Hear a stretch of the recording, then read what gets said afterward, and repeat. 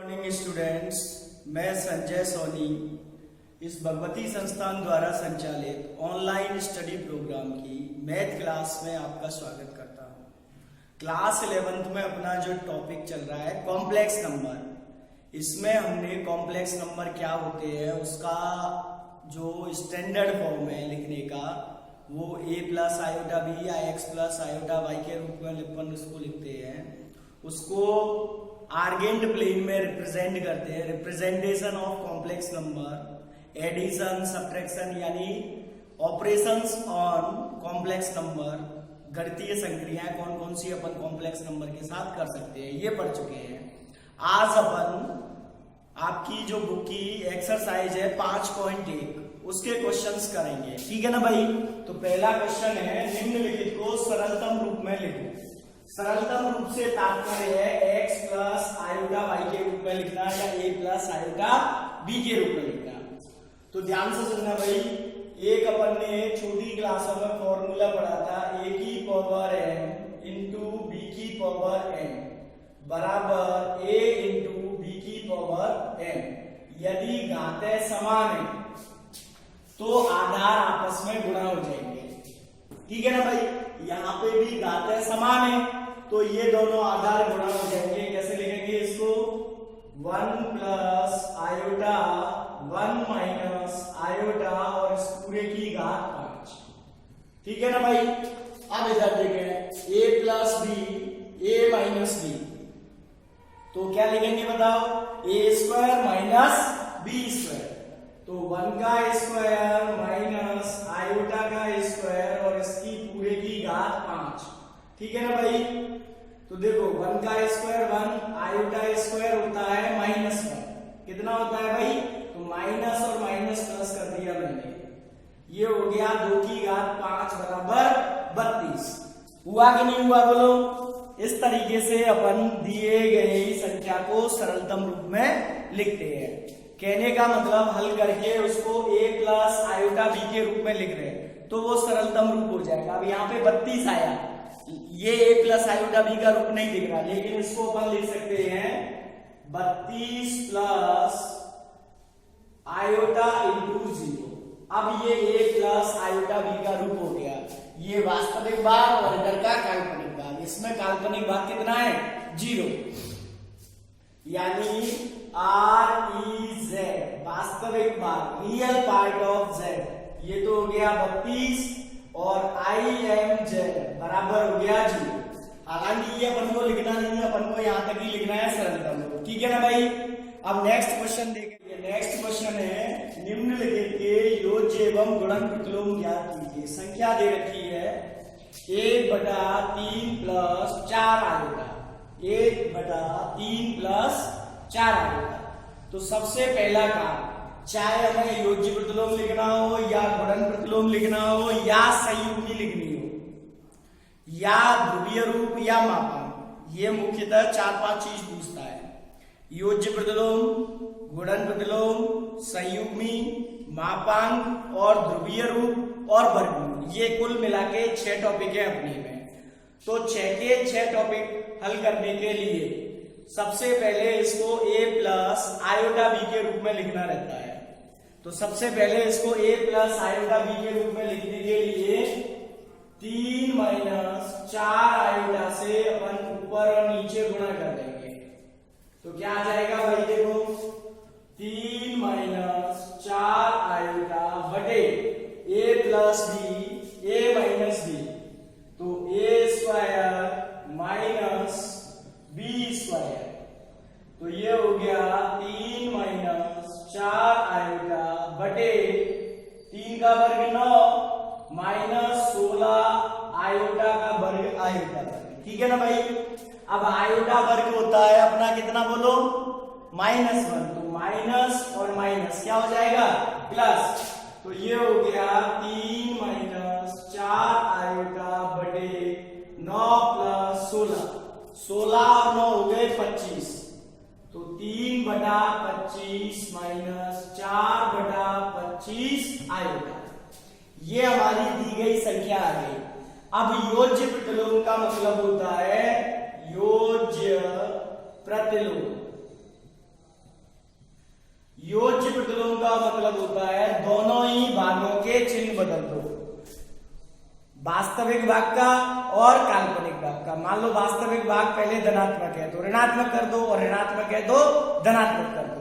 तो यहाँ पे देखिए वास्तविक भाग 3/25 प्लस का है तो इसको मैंने लिख दिया -3/25।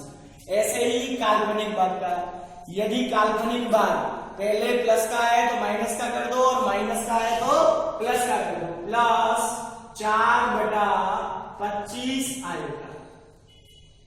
ये हमारा आ गया योज्य प्रतिलोम। ठीक है ना भाई। अब गुणन प्रतिलोम के लिए क्या करते हैं बताओ? गुणन प्रतिलोम यानी Z इनवर्स, गुणन प्रतिलोम बराबर Z इनवर्स होता है, और इसका फॉर्मूला होता है Z बार बटे Z का मूल, Z बार बटे Z का मूल। Z बार संयुग्मी होती है, ये हमारी संख्या थी Z, इसकी संयुग्मी संख्या हो गई 3/25 प्लस 4/25 आएगा। संयुग्मी का मतलब होता है काल्पनिक भाग का चिन्ह बदल दो। ये संयुग्मी हो गई बटे Z का मूल अंडर रूट x वर्ग प्लस y वर्ग, तो 3/25 का वर्ग प्लस 4/25 का वर्ग।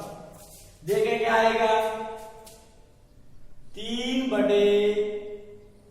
प्लस 4 आयोटा बटे 25, ऊपर लघुत्तम ले दिया मैंने, और बटे अंडर रूट 9/625 प्लस 16/625, तो 3 प्लस 4 आयोटा बटे 25, पूरा के बटे में 16 और 9 25/625, तो 5/25 हो जाएगा। 25 से 25 कट गया, आंसर आएगा 3/5 प्लस 4/5 आएगा। इस तरीके से गुणन प्रतिलोम निकालते हैं। ठीक है ना। संयुग्मी निकालना हो तो केवल काल्पनिक भाग का चिन्ह बदलेंगे, योज्य प्रतिलोम निकालना हो तो वास्तविक और काल्पनिक दोनों के चिन्ह बदलेंगे, और गुणन प्रतिलोम निकालना हो तो Z इनवर्स बराबर Z बार बटे Z का मूल, इस फॉर्मूले का प्रयोग करेंगे। ठीक है ना भाई। नेक्स्ट क्वेश्चन देखें। क्वेश्चन है, इसकी हमको संयुग्मी संख्या ज्ञात करनी है। तो मैंने बताया था चाहे संयुग्मी ज्ञात करना हो या योज्य प्रतिलोम या गुणन प्रतिलोम या मापन, इन सब में ही सबसे पहले a प्लस आयोटा b के रूप में होनी चाहिए, मतलब सरलतम रूप में होनी चाहिए। तो इधर देखें ध्यान से, ये ऊपर जो है a प्लस b का क्यूब है, क्या होता है? a cube plus b cube plus 3a square b plus 3ab square. ये फॉर्मूला आप ऊपर अप्लाई करेंगे तो देखो a का क्यूब प्लस b का cube plus 3a square b plus 3ab square, और बटे में 3 प्लस आयोटा है। कोई दिक्कत?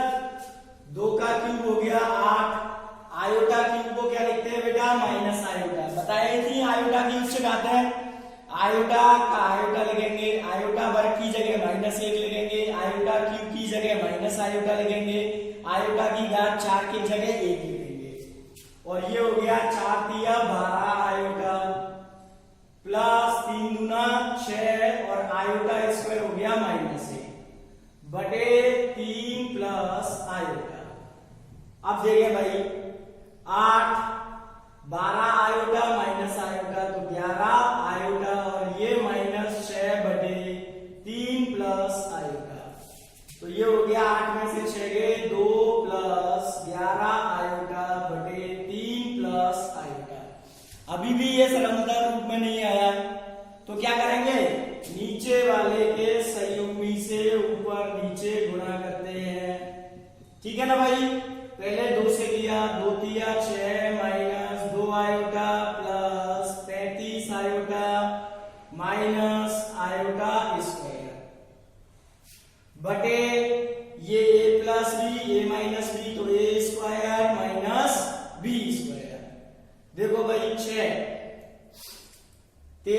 प्लस के 2 माइनस के, तो प्लस के 31 आयोटा। ठीक है, आयोटा स्क्वायर -1 तो माइनस और माइनस प्लस हो गया, बटे 9 प्लस 1 हो गया, 11 और 6 17 प्लस 31 आयोटा बटे 10। तो ये संख्या हो गई z बराबर 17 बटे 10 प्लस 31 बटे 10 आयोटा। अब ये हो गया x प्लस आयोटा y का रूप। तो संयुग्मी के लिए z बार लिखते हैं और इसमें करते क्या है भाई, जो काल्पनिक भाग है उसका चिन्ह बदलना है, 31 बटे 10 आएगा। ध्यान से सुने, ऐसा नहीं कि काल्पनिक भाग का चिन्ह बदलना है तो तुमने यही इसके माइनस लगा दिए और हो गया काम संयुग्मी। गलत आएगा, 100% गलत आएगा। पहले उसको हल करके सरलतम रूप में लेके आना है, फिर एक लाइन में क्या कर देना है, चिन्ह बदल देना है।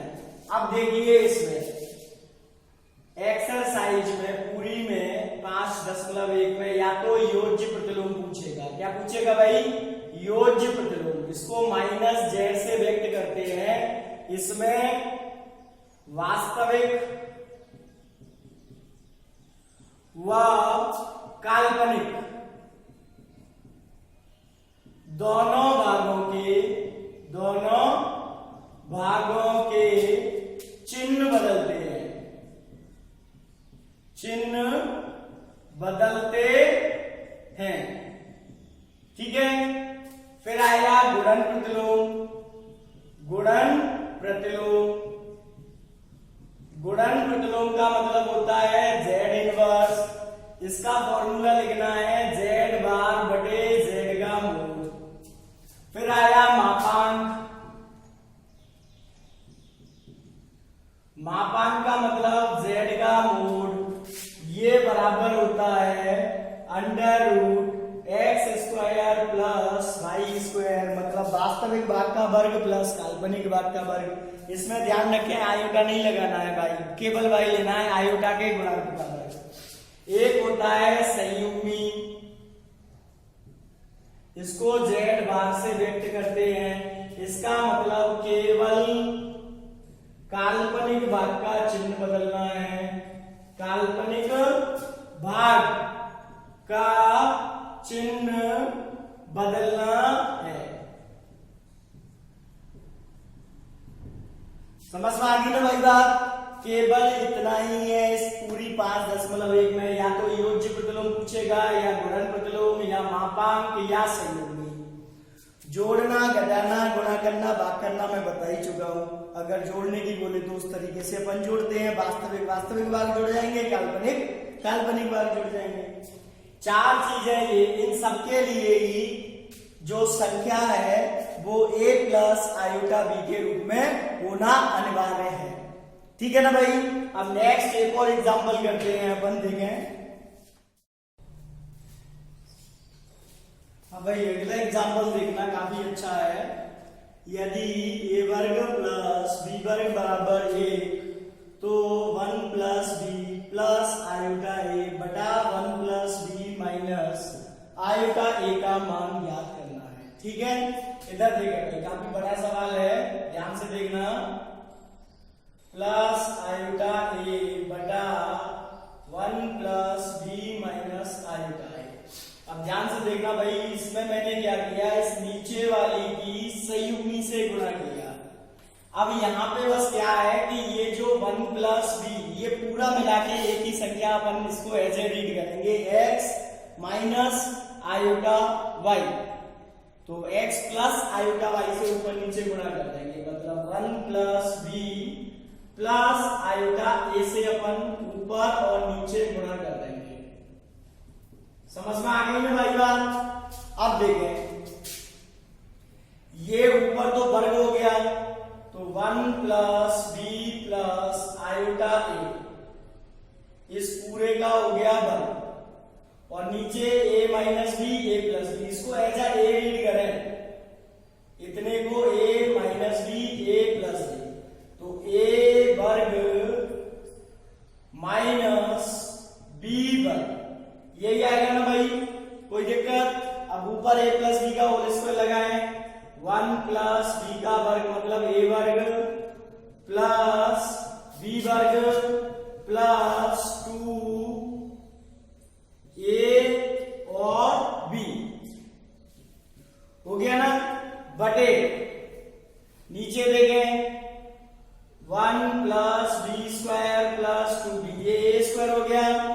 और ये माइनस ए स्क्वायर और इंटू आयोटा स्क्वायर। ठीक है ना भाई, कोई दिक्कत? ऊपर मैंने कर दिया 1 plus B square plus 2b और ये हो जाएगा आयोटा स्क्वायर माइनस 1 और ए स्क्वायर और ये हो गया plus 2a1 plus B into iota. नीचे हो गया 1 plus B square plus 2b iota square होता है माइनस 1 तो माइनस और माइनस हो गया बेटा प्लस। कोई दिक्कत? अब देखो क्या आ गया 1 plus B square plus 2b minus A square plus 2a1 plus B into iota बटे ये A square plus B square. इसकी जगह में 1 लिख दूं तो देखें 1 plus A square plus B square की जगह 1 प्लस 2b प्लस 2b। ठीक है ना भाई, कोई दिक्कत? क्या आ गया 1 plus B square plus 2b minus A square plus 2a1 plus b into iota बटे 1 और 1 2 प्लस 2b। अब देखना भाई 1 बराबर दे रखा है A square plus B square तो लिख दूं इसकी जगह A square plus B square. इस एक की जगह लिखा मैंने plus B square plus 2b minus A square plus 2a1 plus B into iota और नीचे से मैंने 2 कॉमन लिया 1 प्लस बी।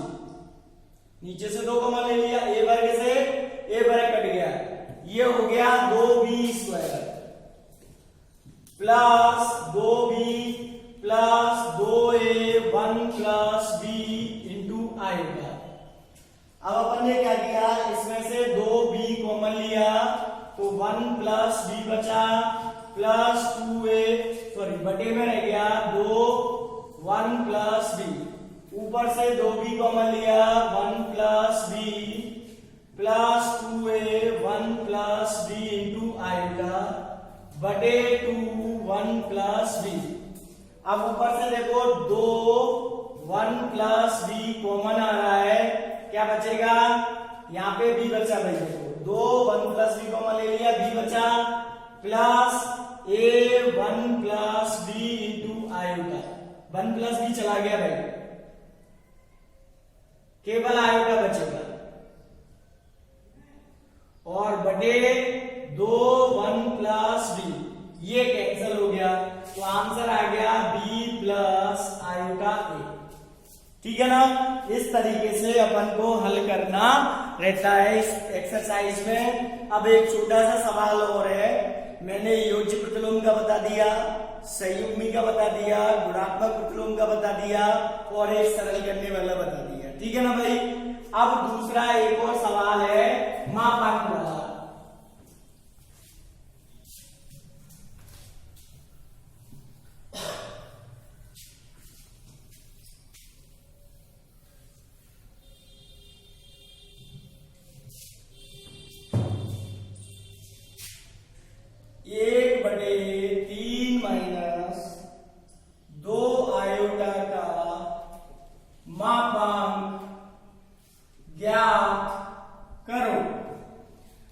अभी मैंने बताया था चाहे मापांक भी ज्ञात करना हो या संयुग्मी या योज्य प्रतिलोम या गुणन प्रतिलोम, सबसे पहले दी गई जो सम्मिश्र संख्या है वो a प्लस आयोटा b के रूप में होनी चाहिए ना भाई। तो a प्लस आयोटा b के रूप में बदलने के लिए अपन ने क्या किया देखें 1/3 माइनस 2 आयोटा, इसमें 3 प्लस 2 आयोटा से ऊपर नीचे गुणा कर दिया तो ऊपर तो हो गया 3 प्लस 2 आयोटा, नीचे हो गया a plus b a minus b, तो a स्क्वायर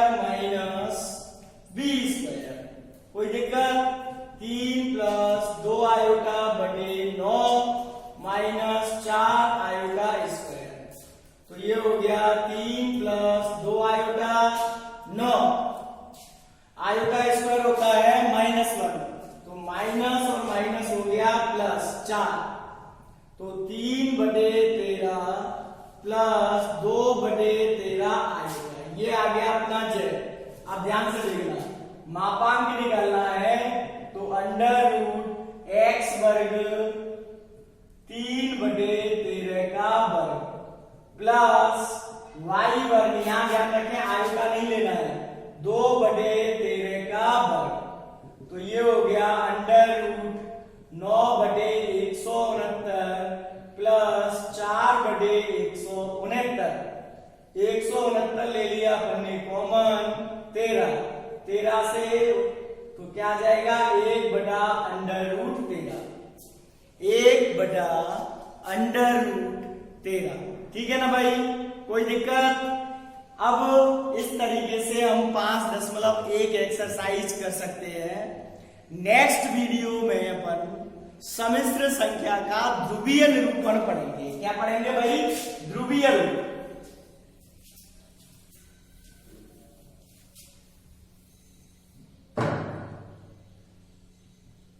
ध्रुवीय रूप, अब ध्यान से सुनना, ध्रुवीय रूप होता क्या है पढ़ेंगे तो नेक्स्ट वीडियो में ही, लेकिन मैं कुछ बेसिक बताना चाह रहा हूं। आप 10th पास करके आए हैं, लेकिन 10th में आपको नहीं बताया गया होगा। आप 8th से निर्देशांक ज्यामिति पढ़ते आ रहे हैं ना भाई? निर्देशांक ज्यामिति, तो निर्देशांक कितने प्रकार के होते हैं ये आपको किसी ने नहीं बताया होगा 10th में और 8th में। अपन केवल यही पढ़ते आए हैं x, y ये निर्देशांक होते हैं, लेकिन ऐसा नहीं है। निर्देशांक x, y ये जो निर्देशांक होते हैं, इन निर्देशांकों को अपन कार्तीय निर्देशांक बोलते हैं। कार्तीय निर्देशांक, एक निर्देशांक t के रूप में होते हैं, x बराबर a cos t और y बराबर a sin t। ये प्राचलिक निर्देशांक बोले जाते हैं। ठीक है ना भाई? और एक होते हैं r थीटा, इनको अपन ध्रुवीय निर्देशांक बोलते हैं। ध्रुवीय निर्देशांक। तो कुल मिला के निर्देशांक 3 प्रकार के होते हैं, जिनमें से हमें केवल कार्तीय निर्देशांकों के बारे में बताया जाता है, बाकी के इनके बारे में कोई नहीं बताता। तीनों के तीनों किस काम आते हैं? निर्देशांक किसके काम आते हैं पहले तो ये बताएं। मैं तुमसे पूछूं कि निर्देशांक ज्यामिति अपन ने पढ़ी आखिरकार, x, y ये निर्देशांक किस काम में आते हैं? तो आप कहोगे कि ग्राफ पेपर पे प्लॉट करने के लिए, लेकिन किसी भी बिंदु को समतल में प्रदर्शित करने के लिए। जैसे ये मैंने एक बिंदु ले लिया, अब मैं बोलूं कि ये बिंदु इस ब्लैक बोर्ड पे कहां पे स्थित है, तो इसकी एग्जैक्ट लोकेशन बताने के लिए यदि हम दो लंबवत रेखाओं की सहायता ले रहे हैं, दो लंबवत रेखाओं की सहायता ले रहे हैं, इसको x अक्ष और इसको y अक्ष, तो इसको अपन क्या बोलते हैं? कार्तीय निर्देशांक बोलते हैं। जैसे 1, 2, 3 ऐसे लिख के, और ये मान लो x, y आ गए, तो ये कार्तीय निर्देशांक हो गए। लेकिन इस बिंदु को समतल में प्रदर्शित करने की और भी विधियां हैं। किस तरीके से? कि समतल की इस मूल बिंदु से दूरी, इस मूल बिंदु से दूरी, इसको मैं r बोल दूं, तथा मूल बिंदु से मिलाने वाली रेखा केवल इस x अक्ष के साथ, या इसको आरंभिक रेखा बोलते हैं। क्या? आरंभिक रेखा से कितने डिग्री का कोण बना रही है, केवल इनके द्वारा अपन इसको प्रदर्शित करें तो इसको r थीटा बोलेंगे। इनको ध्रुवीय निर्देशांक बोलते हैं। क्या बोलते हैं भाई? ध्रुवीय निर्देशांक। क्या बोलते हैं? ध्रुवीय निर्देशांक। यदि किसी बिंदु को समतल में प्रदर्शित करने के लिए हम एक निश्चित या स्थिर रेखा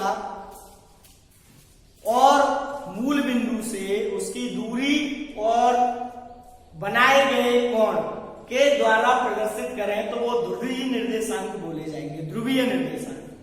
ठीक है ना। तीसरा है प्राचलिक। यदि मान लो इस बिंदु की स्थिति प्रतिक्षण बदल रही है तो x और y समय के साथ अलग अलग किस अनुपात में बदल रहे हैं या किस तरीके से बदल रहे हैं, इसके द्वारा हम प्राचलिक समीकरणों को व्यक्त करते हैं। अब नेक्स्ट वीडियो में अपन पढ़ेंगे। जब तक आप ये वीडियो देख के लाइक और शेयर करना नहीं भूलें, साथ ही साथ चैनल को ज्यादा से ज्यादा सब्सक्राइब करें। धन्यवाद। बोल रहा ओवर